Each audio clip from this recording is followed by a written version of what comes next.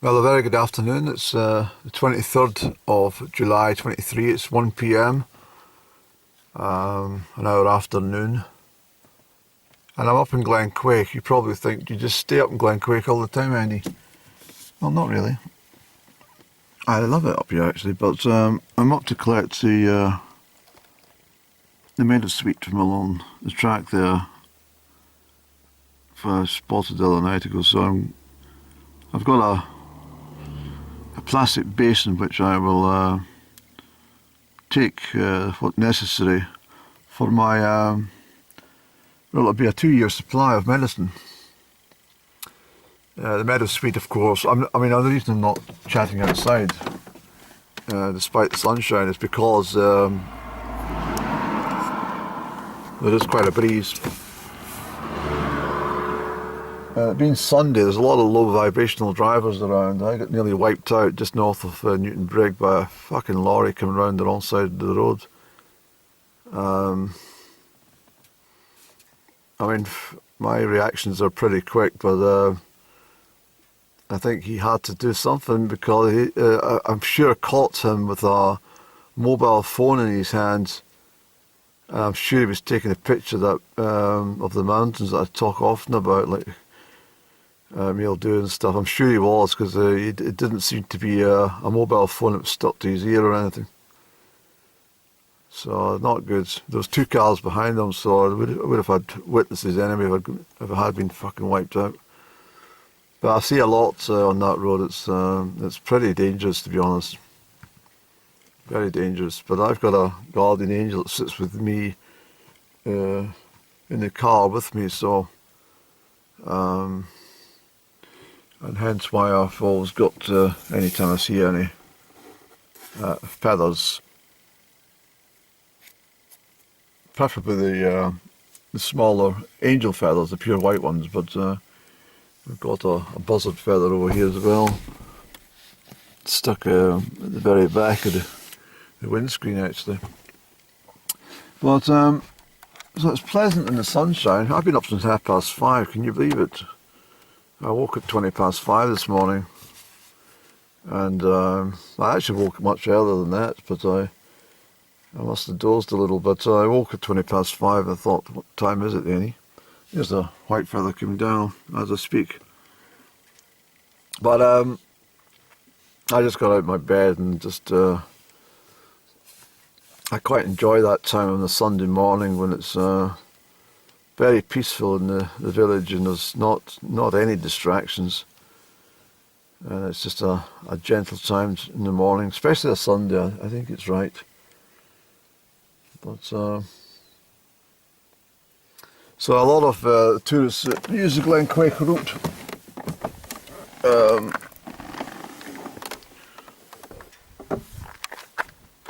There's a couple of tents erected along Loch Fruchi there.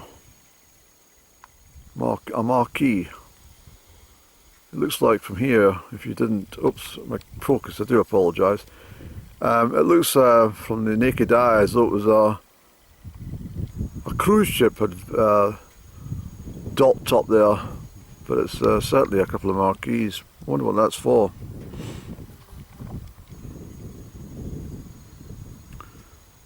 The summertime landscape. There's my selection of Meadowsweet. So we'll go in here.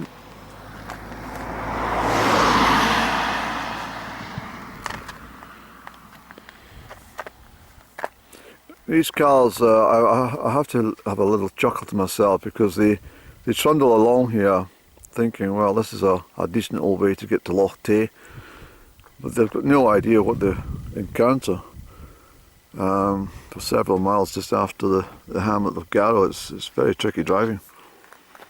But well, there's these poles I was talking about the other night ago. That's the snow poles with the red reflectors at top, so you can see where the damn road is, even in the dark. Because the road gets covered up with deep snow, they can't see damn all. And as I say, I think we're going to get a Well, I think we need a very bad winter. In fact, if I don't get a bad winter, I think I'll go and,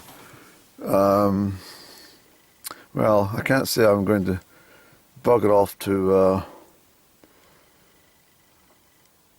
Siberia or anything. I might pop over to Azerbaijan.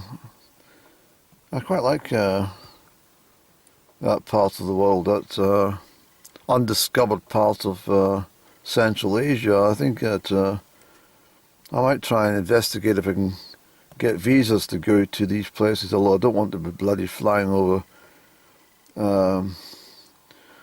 Russian soil. Not so much Russian soil, but well, it is Russian soil, Ukraine, isn't it? If the state to claim is correct, well, it was part of the Russian Empire, wasn't it?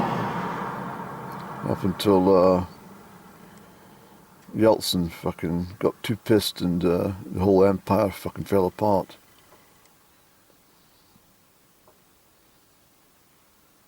Yes. And you thought you came up to collect Meadowsweet. Yes, you did. The Meadowsweet, I collect it because, I mean, I've mentioned often I don't suffer very much ailments, really. I have little bouts of depression, and which come with cloudy weather, even in the summertime. Not cloudy like this, but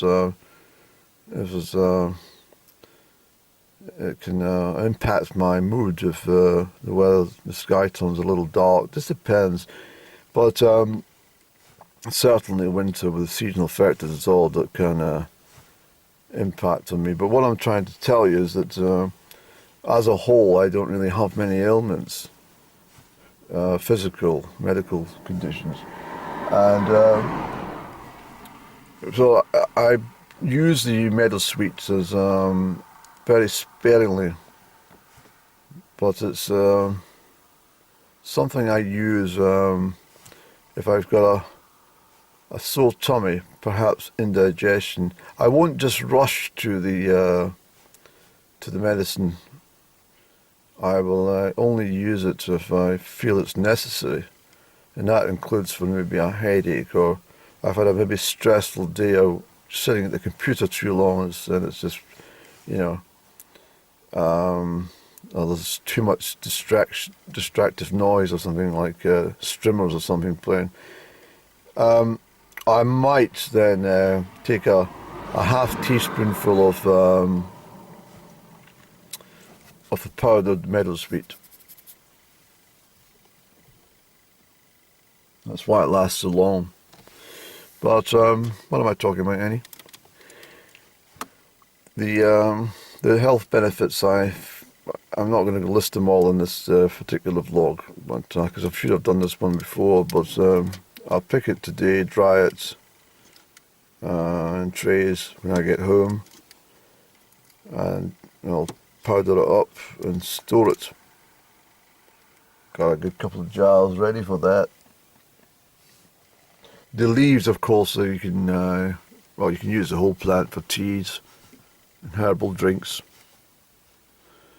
But at the moment, and I might actually get some. I might actually get some, what you call it, ladies' bed straws as well if I'm at it.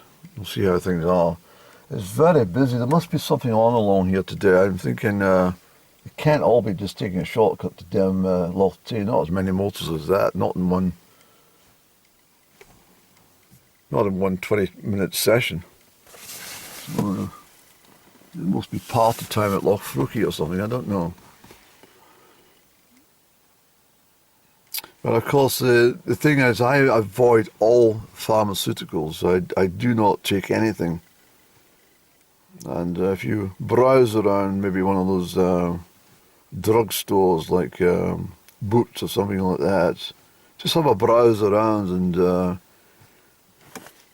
just take a magnifying glass, as I often do when I'm shopping. I want to find more details on packaging. I think you'd be surprised as how many of these products are sourced and made in Germany by the large pharmaceutical companies which were, well, they were born of the Nazi period. That's where they came from. They were, and so these drug companies, like to dish out remedies for every damn thing on earth. Whereas if you gave your body just a couple of days to settle down, it would do it itself. Clean it up. Athlete's foot and dandruff. I mean, what the hell is that? A spot. If you get a spot, I mean, it's obviously because it's your skin's trying to tell you something. Stop eating bloody greasy chips or something. Or chocolate. Well, it's not really chocolate anymore. It's not cocoa. It's false chocolate, I call it. False chocolate, false confectionery. What I'm trying to say to you in a few short lines here is that you don't need anything from the chemist at all. Nothing. And if you want to back up, if your body can't heal itself, because that's what it was designed to do, if the body won't heal itself, then ask nature to step in, and that's when I come along and I get nature to assist me if I need it. And there's thousands of remedies just everywhere I look. And a lot of it is, as I say, over many years of trial and error. But we'll go and pick a basin full of the Meadowsweet, Andy. But I think before we do anything, I think we'll have a cigarette. Yeah, actually, before I step out of the motor for a puff, and I usually count it to about 24 vehicles passing here in 25 minutes. It's just ridiculous. I was considering if you're standing in, because I'm talking about the co-op quite a bit just now, if you're standing in the co-op queue, waiting to be served for your whatever you want to buy at the stand thing, and you're in conversation with a couple of people, and someone's talking about golf. Says, did you see the golf? Blah blah blah. Someone does, and such and such. It was got a birdie in the 18th and one or something. And you just said to them, dislike.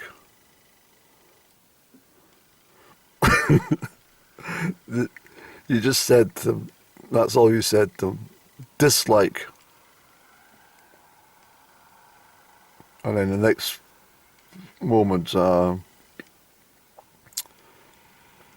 their wife or something says to you, I'm not very sure what you're on about, and we like to golf, and but we don't ever pay to go to any golf tournaments. We just like to sit and relax in the conservatory and on a comfortable flowery chairs, and we just watch it on the television.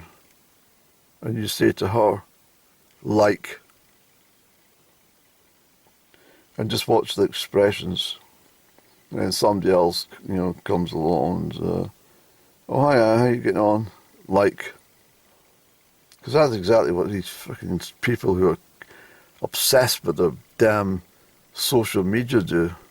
Sit there all damn day, reading other people's lives and the information that they provide, and then making a judgment call if it's interesting enough or not. And then like it or dislike it, because when their lives are so dull and miserable themselves, that they have to stick their damn nose in other people's business to see what they're up to. And if it doesn't suit their agenda, then they'll make comment. Well, they can't even think of anything to say. They'll just, stick a thumbs up or a thumbs down, like or dislike, move on to the next person and see if they've got anything more interesting in my own life that I can dislike about. That's why I totally avoid social media. I think it's absolutely crap. Very annoying. I just cannot imagine. I mean, people who would, the time they read the bloody Sun newspaper or the Star or some shite like that, and then they revert to the damn social media every few fucking seconds of their life, checking that. No wonder the fucking houses are filthy. Checking on it and liking and disliking, as I say, because they're envious of other people's lives, so they've got to dislike it. But then after they've done all that, they've chewed into their damn soaps. And after fucking about a month of that, I mean, their heads are totally round the wrong way. And it goes on and on and on forevermore. And 6 or 8, 10 years down the line, they wonder, I've never done fuck all in my life. My life's shite. In fact, everything about me is shite. And then they think about that and procrastinate for a little while longer about it all, and before they realise that they've fucking lost 30 years of their damn life. And they realise that they're, if they calculate up all the hours they spent fucking gazing at soaps and reading crap newspapers or sitting staring at fucking other people's messages on Facebook or something for the last decade or more. What a bunch of crap, eh? It really is. So that's me got my basin full of the Meadowsweet florets. And of course, best picked when it's in dry weather like today. So these will, excuse me, these will be thinned out, and the florets here will then be put up into trays and allowed to dry naturally, and just finished off in a low heat in the oven with the door open, remember. And that will be my medicine for quite a long time if I need it. It's also I can gather the leaves and stuff if I need tea, but that's all I need for my medicine. And of course, even better, the fact that it is growing near a water source. And what I did was you may well see the dike there. I just wandered along the dike. There's quite a deep ditch at the back, but I took most from the north side and some from the south side, but closest to the wall, if you understand.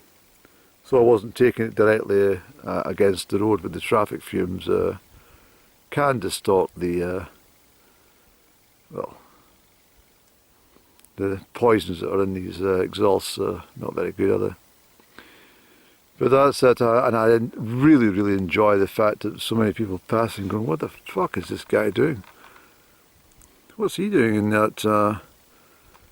He's up to his neck in that white florets. Is he sinking in the mud? Shall we help him? No, he's a damn fool. But this, may I tell you, has exactly the same properties. Well, this is what anodin is made from. The exact plant. So why pay for anodin or aspirins when you've got the very thing in your doorstep if you know how to use it.